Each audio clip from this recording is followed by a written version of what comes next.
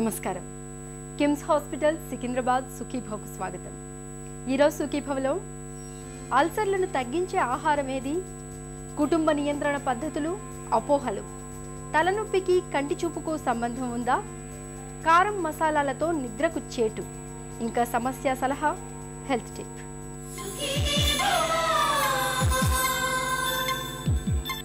అల్సర్లతో బాధపడుతున్నప్పుడు ఏం తినాలన్నా ఒకటికి 2 సార్లు ఆలోచించుకోవాల్సి వస్తూ ఉంటుంది.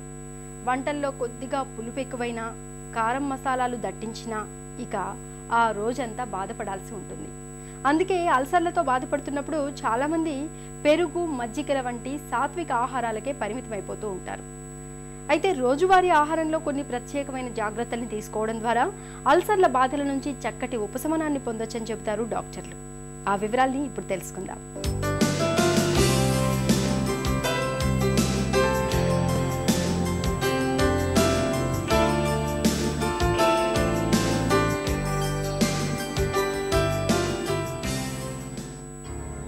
అల్సర్లకు ఆహార చికిత్స గురించి తెలుసుకునే ముందు అసలు అల్సర్ అంటే ఏమిటో చూద్దాం.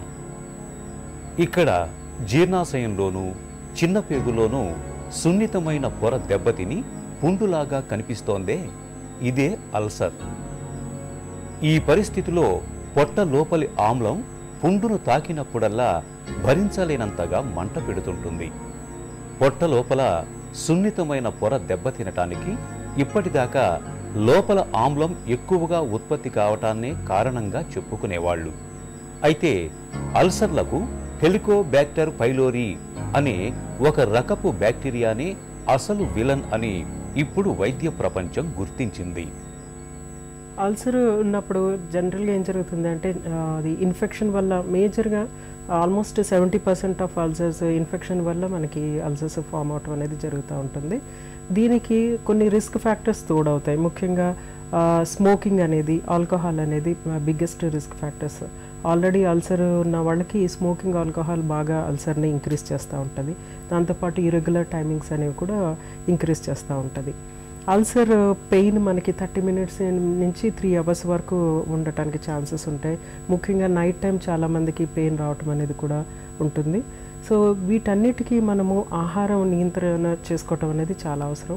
ఫస్ట్ ఫార్మోస్ట్ టైమింగ్స్ పాటించటం, ఈ పర్టికులర్గా ఆహారం బ్లాండ్గా ఉండటం, అంటే మసాలా దినుసులు చాలా తక్కువగా తీసుకోవటం అనేది అవసరం. కారం కూడా తక్కువగా తీసుకోవటం అనేది అవసరం. కారం బదులుగా పచ్చిమిరపకాయలు ఉపయోగించడం వల్ల ఎక్కువ ఉపయోగం ఉంటుంది. అల్సర్ హీల్ అవటానికి కూడా అది ఎక్కువ యూస్ఫుల్గా ఉంటుంది. అలాగే ప్రోటీన్ అనేది కూడా అల్సర్ హీలింగ్కి బాగా యూస్ఫుల్గా ఉంటుంది. పెయిన్ వచ్చినప్పుడు చాలామంది జనరల్గా ఏం చేస్తూ ఉంటారంటే మిల్క్ తీసుకోవటం, లేకపోతే కొద్దిగా మజ్జిగ, పెరుగన్నం అలా తీసుకోవటం వల్ల వాళ్ళకి కొంత రిలీఫ్ దొరకటం అనేది జరుగుతుంది అన్నమాట.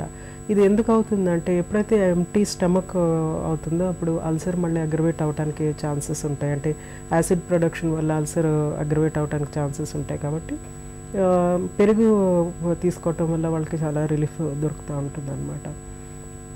ఏ ఆహారం తీసుకుంటే రిలీఫ్గా ఉంటుందో ఆ ఆహారాలనే ఎక్కువగా తీసుకోవటం అనేది చేయాలి. ఏ ఆహారం అయితే ఇరిటేట్ చేస్తూ ఉంటుందో ఆ ఆహారాన్ని దూరం చేయాలి. అయితే ఒక్కొక్కరికి ఒక్కొక్క రకంగా ఉండటానికి ఛాన్సెస్ ఉంటుంది. కొందరికి మిల్క్ పడకపోవచ్చు. మిల్క్ వల్ల కూడా పెయిన్ అగ్రవేట్ అయ్యే కేసెస్ కూడా మేము చూస్తూ ఉంటాము.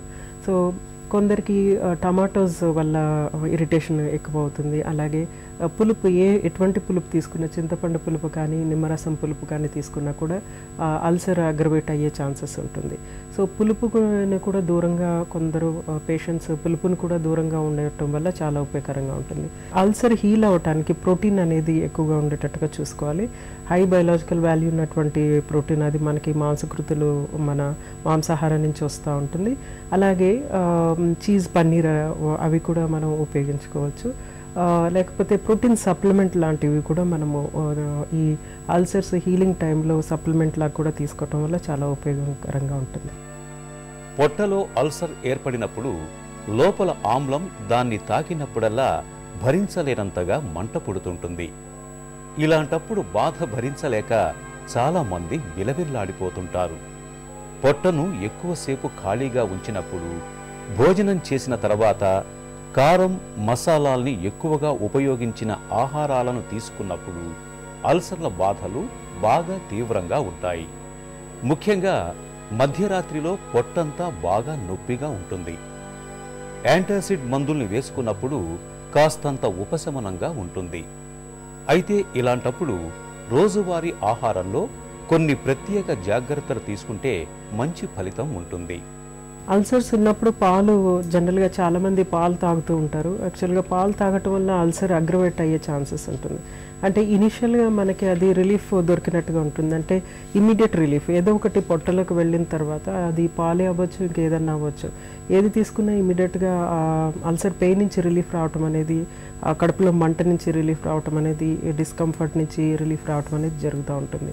అయితే మిల్క్ అనేది ఏం చేస్తుందంటే కొంచెం ఎక్కువ టైము పొట్టలో ఉండటం వల్ల అది అరుగుదలకి ఎక్కువ టైం పట్టడం వల్ల మనకి ఫర్దర్గా ఇరిటేట్ చేయటం అనేది జరుగుతూ ఉంటుంది. అందుకని మిల్క్ని ప్రత్యేకంగా పాలని తాగకుండా ఉండటమే బెటర్. దాని బదులుగా పెరుగు మజ్జిగ తీసుకోవటం వల్ల కొంత హెల్ప్ఫుల్గా ఉంటుంది. ఎస్పెషలీ పెరుగు మజ్జిగలో కొంత ప్రోబయోటిక్ యాక్టివిటీ కూడా ఉంటుంది కాబట్టి మనం తీసుకునే యాంటీబయాటిక్స్కి అది కొంచెం హెల్ప్ఫుల్గా కూడా పనిచేస్తూ ఉంటుంది. కాఫీ, టీలు స్పెషలీ కఫెయిన్ అనేవి ఏం చేస్తూ ఉంటాయంటే స్టిమ్యులెంట్ లాగా ఉంటుంది కాబట్టి ఈ యాసిడ్ ప్రొడక్షన్ని ఇంకా ఇంక్రీజ్ చేసే ఛాన్సెస్ ఉంటుంది. అందుకని టీస్, తర్వాత కాఫీలు, డార్క్ కలర్డ్ సాఫ్ట్ డ్రింక్స్ అంటే కఫెయిన్ ఉన్నటువంటి సాఫ్ట్ డ్రింక్స్ కూడా ఈ అల్సర్స్ని యాక్టివేట్ చేస్తూ ఉంటాయి అన్నమాట. కొంత స్టిమ్యులేట్ చేస్తూ ఉంటే తిరిగి మనకి ఆ పెయిన్ రావటము, మంట రావటము, లేకపోతే డిస్కంఫర్ట్ ఉండటం అనేది జరుగుతూ ఉంటుంది. వీటన్నిటిని అవాయిడ్ చేయటం అనేది చాలా మంచి పద్ధతి. కాఫీలు, dark coloured soft drinks, milk ఇటువంటివన్నీ కూడా అవాయిడ్ చేయటం, దాంతోపాటు మసాలా వస్తువులు కూడా అవాయిడ్ చేయటం అనేది చాలా మంచి పద్ధతి. అల్సర్స్ చాలా అగ్రవేటివ్ కండిషన్లో ఉన్నప్పుడు, ట్రీట్మెంట్ జరుగుతున్నప్పుడు ఈ డైట్ని మనం జాగ్రత్తగా చూసుకుంటే కనుక అల్సర్స్ త్వరగా హీల్ అయిపోయి మళ్ళీ రికరెన్స్ అనేది తక్కువగా ఉండటం జరుగుతుంది. అల్సర్లను తెచ్చిపెడుతున్న హెలికోబాక్టర్ పైలోరీ బ్యాక్టీరియా నిజానికి చిన్నప్పుడే మనలోకి చేరిపోయి ఉండొచ్చు, చేరకపోయి ఉండొచ్చు. ఎలా సంక్రమిస్తుందన్న దానిపై నిర్దిష్టమైన అవగాహన లేనందున హెలికోబాక్టర్ పైలోరీని రాకుండా ముందే అడ్డుకోవటానికి మనకు అవకాశం లేదు. కలుషితమైన నీరు, ఆహారం తీసుకోకుండా ఉండటం ఒక్కటే మన ముందున్న పరిష్కార మార్గం. భోజనానికి ముందు, మల విసర్జన తర్వాత చేతులు శుభ్రంగా కడుక్కోవటాన్ని ఒక అలవాటుగా చేసుకోవాలి. అల్సర్స్ ఉన్నప్పుడు జనరల్గా మనకి కొన్ని కాంప్లికేషన్స్ కూడా వస్తూ ఉంటాయి. అంటే మందుల ద్వారా వచ్చేటువంటి కాంప్లికేషన్స్ కాకుండా అల్సర్స్ ద్వారానే వచ్చేటువంటి కొన్ని కాంప్లికేషన్స్ మనకి జనరల్గా ఉంటాయి. ఇది ముఖ్యంగా యాక్టివ్ అల్సర్స్ అంటే బ్లీడింగ్ ఎక్కువగా జరుగుతున్నప్పుడు, స్పెషలీ ఆ సైట్, అల్సర్ సైట్ ఎక్కడుంది అనే దాని మీద డిపెండ్ అయి ఉంటుంది. ఇది స్పెషలీ బిగ్ ఆర్టరీ కనుక ఇన్వాల్వ్ అయి ఉంటే కనుక ఎక్కువ బ్లీడింగ్ జరిగి మనకి హిమోగ్లోబిన్ తక్కువ అవటం అనేది జరుగుతూ ఉంటుంది అనమాట. అంటే బ్లడ్ తక్కువైపోయి పేలుగా అవ్వటము, కళ్ళు తిరిగి పడిపోవటం, సడన్గా కళ్ళు తిరిగి పడిపోవటం, పొట్టలో నొప్పి వచ్చినప్పుడు సడన్గా కళ్ళు తిరిగి పడిపోవటం అనేది కూడా మనం గమనిస్తూ ఉంటాం.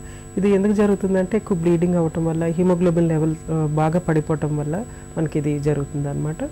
ఇది ఇంప్రూవ్ చేసుకోవటానికి ఆహారంలో కొన్ని మార్పులు చేయటం అనేది అవసరం. ముఖ్యంగా ఎక్కువ బ్లీడింగ్ అల్సర్స్ ఉంటే కనుక ఐరన్ సప్లిమెంట్స్ అనేది తప్పనిసరిగా తీసుకోవాలి కొంత టైం, ఒక 10-15 days.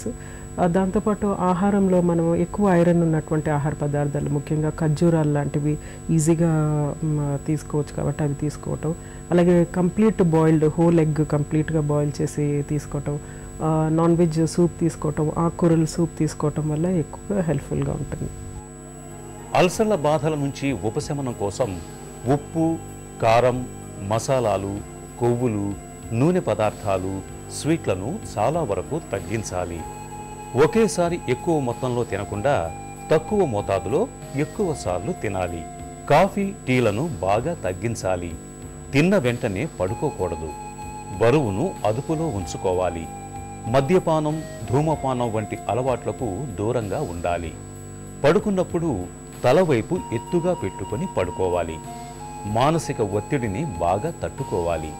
ఈ జాగ్రత్తలు అల్సర్లను చాలా వరకు నివారిస్తాయి. కారం, మసాలాలను తగ్గించడం, పెరుగు, మజ్జిగల వంటి సాత్విక ఆహార పదార్థాలను తీసుకోవడం ద్వారా అల్సర్ల బాధలను ఎలా ఉపశమింప చేసుకోవచ్చో తెలుసుకున్నాం కదా. ఇప్పుడు చిన్న విరామం తీసుకుందాం.